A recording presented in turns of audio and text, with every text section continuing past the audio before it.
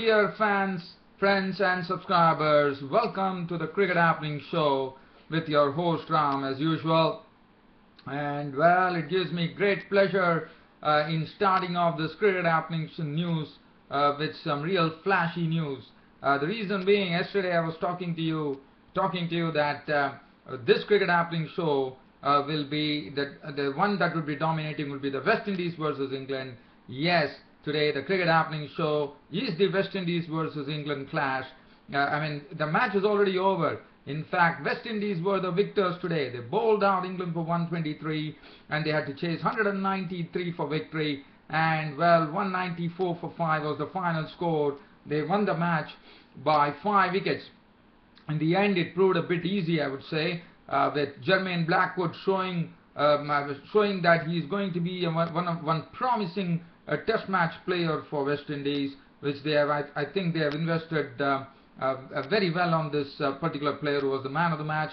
And Darren Bravo played with tremendous control. We know that Darren Bravo nowadays doesn't play a lot of strokes, but he really plays in a very measured manner, and that's what he did. And both Jermaine Blackwood and Darren Bravo guided West Indies to victory, and by doing that, they leveled the series 1-1. And what a day! That's on a Sunday, on a holiday, where there were packed crowds there at the stadium there in Bridgetown in Barbados. West Indies beating England and leveling the series 1-1. And what a start for Phil Simmons, who after the 8-year reign with Ireland, starting his first stint as the coach of the West Indies cricket team, got a victory under his belt right at the start. And that's what Phil Simmons, the coach, is all about. He can get the best out of the players, and that's what he precisely did. Well, so West Indies, congratulations to you. England have to still wait, hunting still for their first overseas win for quite a long time. So that is one thing that I'll be talking about in greater detail.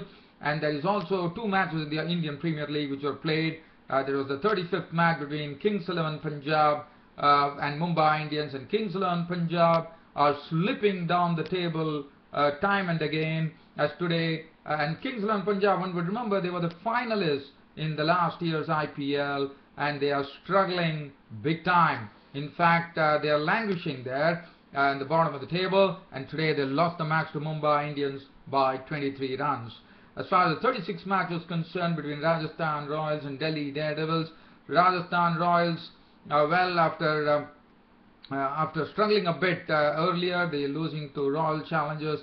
But today, Delhi Daredevils, it was a match which was, wouldn't say it was very easy for the Rajasthan Royals, but in the end, it was Rajasthan Royals who prevailed over Delhi Daredevils by 14 runs. So, as far as today's Cricket Happening Show is concerned, as I told you, the match is over in 3 days between West Indies and England. Just talking about what happened, England resuming on a tottering 39 for 5 on the 3rd day. They had Gary Balance in the middle, and he was joined in by Ben Stokes.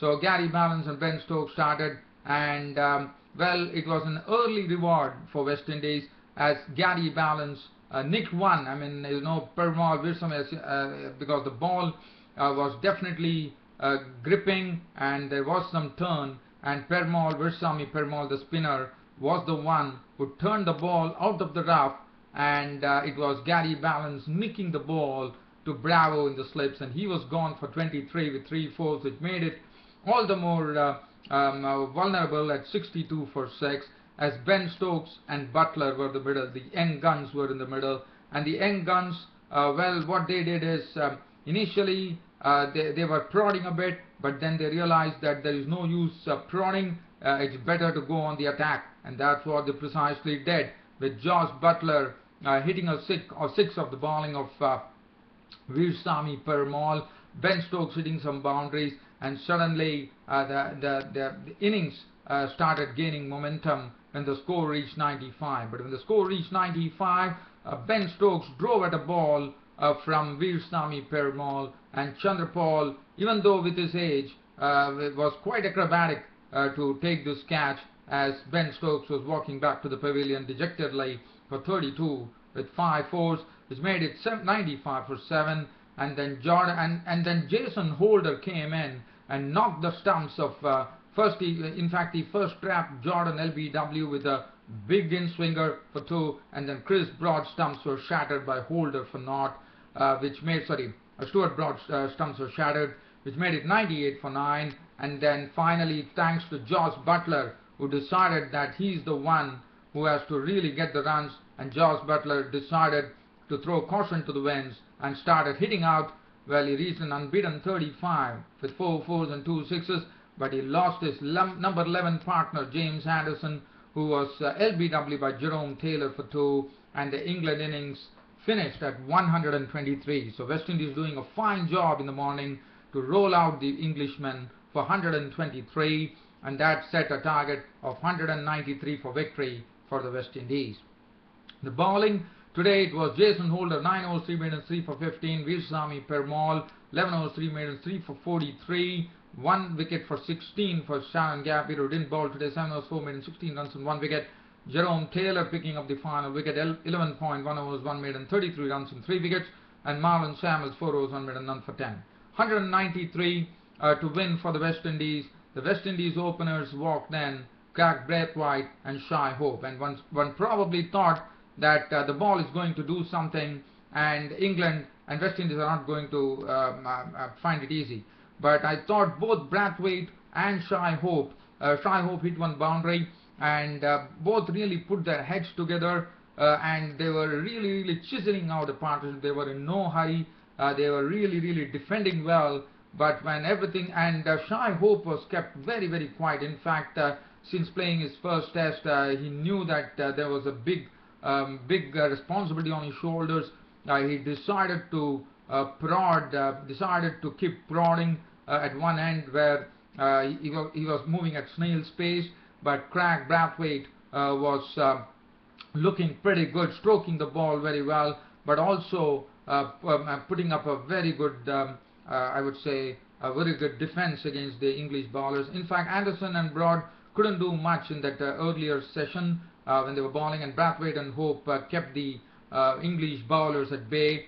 But then Moeen Ali was inducted into the attack when Braithwaite had 25 runs with 3 fours, and once again the slip catcher, who else it could be? It could be Chris Jordan. As you know, Chris Jordan has become one of the fantastic slip catchers for England now, and Braithwaite was plucked up beautifully by Jordan off the bowling of Moeen Ali, who actually turned the ball out of the rough, and Braithwaite was a goner, out for 25 with 3 fours. So so in fact, before Braithwaite went, Shai Hope was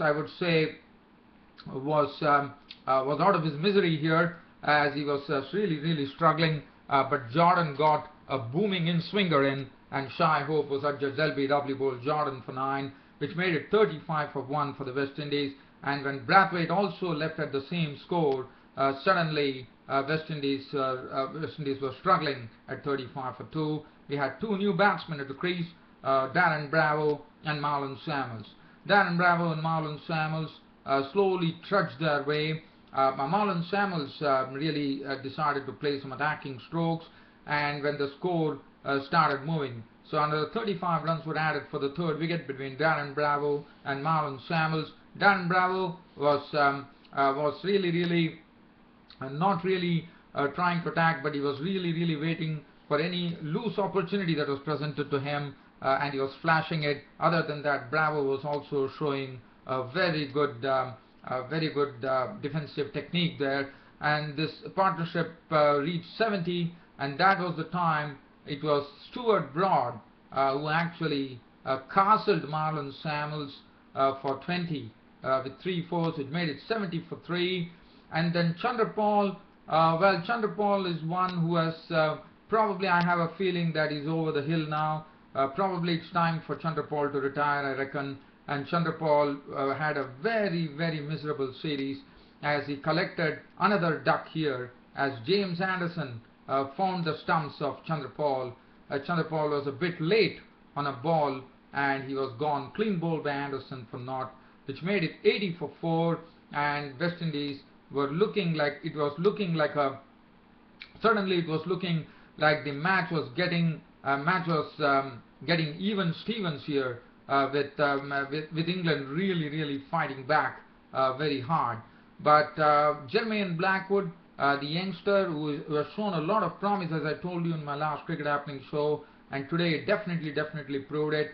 And from 80 for 4, what a partnership! This was the winning partnership for the 5th wicket. Probably England would have thought that they could do something about it, probably get the match all the way down to the final over or something of that sort, end of the 3rd day, but nothing prevented Darren Bravo. As I said, he played a superbly crafted innings, Darren Bravo, and at the other end, Jermaine Blackwood was also showing great application and dedication to stick with Darren Bravo, and both slowly started wending their way, and in doing so, they also played some beautiful strokes. We saw Darren Bravo with his twinkling feet coming down the wicket and hitting Moeen Ali for 6s. We also saw Ben Stokes for stroke for his 6. Jermaine Blackwood was also playing some, but only one thing one thought, that there was a sort of a rush of blood on the part of Jermaine Blackwood when he was all the way down the wicket to the bowling of Joe Root, and Joe Root bowled it smartly, and Josh Butler was the guilty party behind the stumps, who actually muffed the stumping because he couldn't collect it cleanly, and that enabled this partnership to really, I would say, really benefit from this lapse. And after that, there was no stopping the West Indies, as the 108-run partnership was done in some superb fashion. And when the score reached 188, almost the job was well done. In fact, they had to lose Darren Bravo's wicket, but not before contributing a wonderful 82 with 7 4s and 3 6s. But Jermaine Blackwood was there. Dinesh Ramadhan, the West Indian Test captain, joined him. But Jermaine Blackwood, a cool hand, well, he came down the wicket and he put Moeen Ali over the mid-on region for 4 to bring the winning head. And what a victory for the West Indies. What a way to level the series. They fought hard, and one probably didn't give much of a chance to the West Indies, but West Indies have come really hard, and they have leveled the series against England 1-1. And Jermaine Blackwood, one probably would have thought it could be Darren Bravo who could have been the player of the match, but well, everyone were a bit surprised, but I thought it was a good move because Blackwood made 85 in the first innings, as you would remember. He was playing a lone hand there, and in the second innings too, he contributed an unbeaten 47 with 4 4s and 1 6, and this could be a start of a great career for Jermaine Blackwood, as he has already shown that he holds immense promise for the West Indies.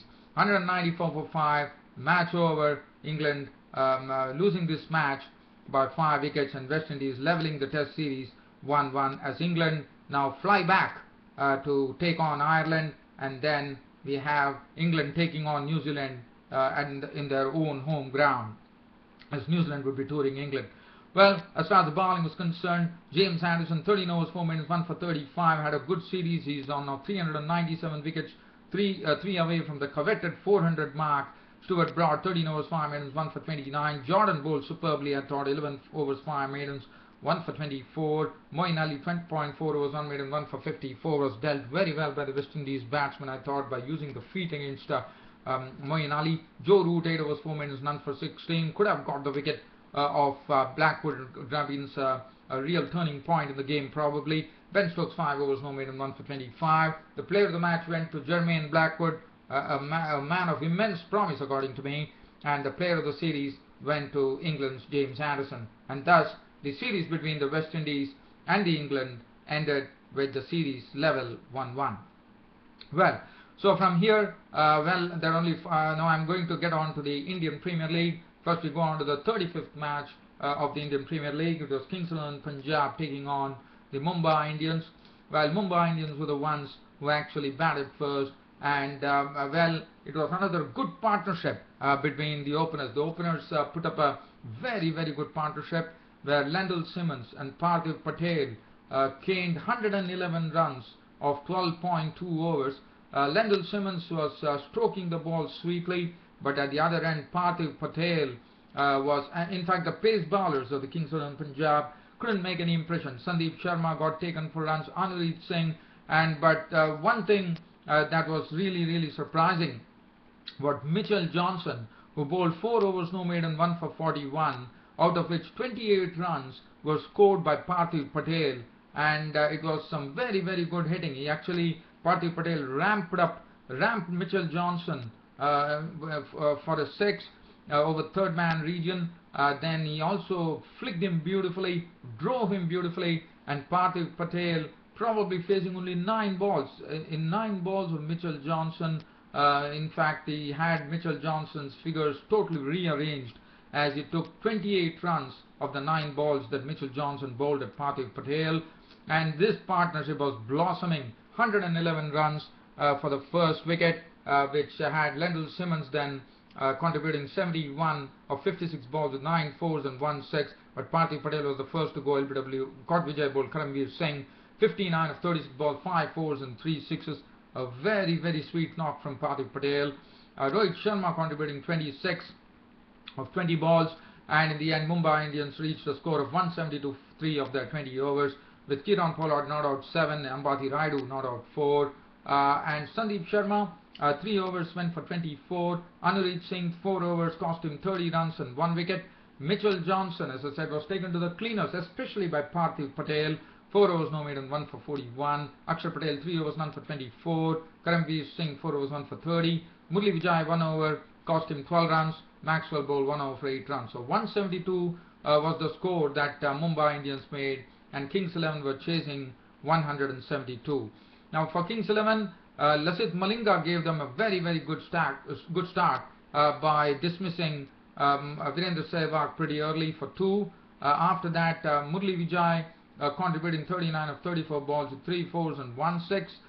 Maxwell coming into the team. As you know, Maxwell has been failing a lot in this Indian Premier League, and today too it was no different, as Maxwell was out for just 12 runs with 2 fours of 9 balls. Miller tried his bit to do something but could not get any support from the other end, as Miller contributed 43 of 37 balls, 3 fours and 1 6. Bailey was run out for 21. It was a good throw from Akshar Patel, 20 of 18 balls with 1 4, and then the task became all the more impossible, with Saha getting run out on 12, Akshar Patel run out on 0, and then Mitchell Johnson was not out on 8, and finally the chase petered out as Kings 11 Punjab lost the match by 23 runs to Mumbai Indians. So Mumbai Indians are really coming back in the IPL, one could say, because they had a tough time initially, but now they are slowly rearing their head up, according to me. Let's have a look at the very good bowling figures from the Mumbai Indians. McClanahan 4 overs none for 25, Malinga 4 overs 2 for 31, bowled well. Vinay Kumar 3 overs none for 17, Suchit 4 overs 1 for 33, Harbhajan Singh as usual 4 overs 27 runs 1 wicket, Pollard 1 over none for 7. Lendl Simmons from the Mumbai Indians took away the man of the match award. Well, from here we get on to the last match of the Indian Premier League, which is the 36th match which was played between Rajasthan Royals and Delhi Daredevils, and another very good partnership from the Rajasthan Royals, batting of Ajinkya Rahane and Shane Watson. They started off putting on 52 for the first wicket in almost 7 overs, and then Shane Watson was out for 21 of 24 balls, but Ajinkya Rahane was not afraid to play his strokes. He was making batting look pretty easy and simple, and then he got a very able companion in Karun Nair, and both started really dealing with the Delhi Daredevils bowlers in a merciless way, as they started getting runs pretty quickly, as they reached 113 runs of the Delhi Daredevils bowlers, with Karun Nair looking very aggressive. In fact, it was a very aggressive partnership from the second wicket partnership between Ajinkya Rahane and Karun Nair, which was really hurting the Delhi Daredevils, and that was the reason Rajasthan Royals could sit on a very comfortable 189 for 2. Ajinkya Rahane was still there at the end, unbeaten on 91. In fact, he hit some beautiful shots. In fact, he lofted Zahir Khan for a 6. He lofted Zahir Khan for 2 beautiful four straight down the ground, and it was a treat to watch him. And Ajinkya Rahane, as I said, was making batting look pretty easy and simple as he finished on an unbeaten 91 of 54 deliveries, 9 fours and 3 sixes. Karun Nair, a very hard hit 61 of just 38 deliveries, 6 fours and 2 sixes. Faulkner was not out on 8 and 189 for 2. Looking at the Delhi Daredevils bowling card, doesn't make any good rating. Zahir Khan 4 overs cost him 31 runs without a wicket. Gurinder Sandhu making his debut in fact Gurinder Sandhu playing his first game, one could say, was taken to the cleaners. 4 overs was carted for 49 runs. Nathan Coulter-Nile 4 overs 1 for 38. Matthews 1 for 27 of 4. Amit Mishra bowled 4 overs which cost him 41 runs. Delhi Daredevils, who started off their chase, well, they didn't have a very good start as the openers were consumed early. It was Mayank Agarwal, well, bowled by Bini for 11 of 8 balls, 1 4 and 1 6. Shreyas Iyer, the ever impressive, had 350s already in this tournament, was clean bowled by Watson for 9, which made that the start was not so good. But after that, Dumini was there. Dumini tried to do his bit. He was really doing the spanking by contributing 56 of 39 balls with 3 fours and 3 sixes, and especially considering that there was a big score on the board of 190 to win the match. It definitely required someone to stay with Dumini, but that was not happening, and that was the reason Delhi Daredevils lost this match. As you would see, the margin they lost was 14 runs. Yuvraj Singh, contributing 22 of 18 balls with 4 fours, was caught brilliantly by Stuart Binnie as he tried to dismiss a ball from Faulkner over the fence as Binnie plucked it up. But before that, we saw Yuvraj Singh showing his class as he really got, I would say, he really lent into Dhaval Kulkarni to slam him for 3 consecutive boundaries. Angel Matthews making 16 of 17 balls with 2 fours. Jadhav 11. Saurav Tiwari was there, but again, once Dumini was gone, Saurav Tiwari couldn't, he couldn't really, he played his bit, he tried what he could, but again, it was always beyond him, as Saurav Tiwari finished on unbeaten 28 for 14 balls with 1 4 and 2 sixes. Coulter-Nile was out for 6, Mishra not out 1, and Delhi Daredevils finishing on 175 for 7 of their 20 overs, thus losing the match to the Rajasthan Royals by only 14 runs. The bowling, Tim Saudi 4 overs 1 made and 1 for 31. Kulkarni 4 overs 43 runs and 2 wickets. Binnie bowled 2 overs, cost him 27 runs. He picked up 2 wickets. He also picked up that marvellous catch to get rid of Yuvraj Singh. Watson was the best bowler, 4 overs 1 made and 1 for 25. Faulkner 4 overs 2 for 22. Rajat Bhatia getting a game here, 2 overs for 23 runs was costly. And Ajinkya Rahane, the Rajasthan Royals player, was named man of the match for his very simple batting, but pretty effective batting at that. Well, dear fans, friends, subscribers, that brings an end to this cricket happening show of mine today. Tomorrow we don't have any international matches, so it would be what I would be talking about tomorrow would be the Indian Premier League 2015 matches. Thanks for your company and thanks for watching Cricket Happenings. Your host Ram will see you tomorrow. Thank you.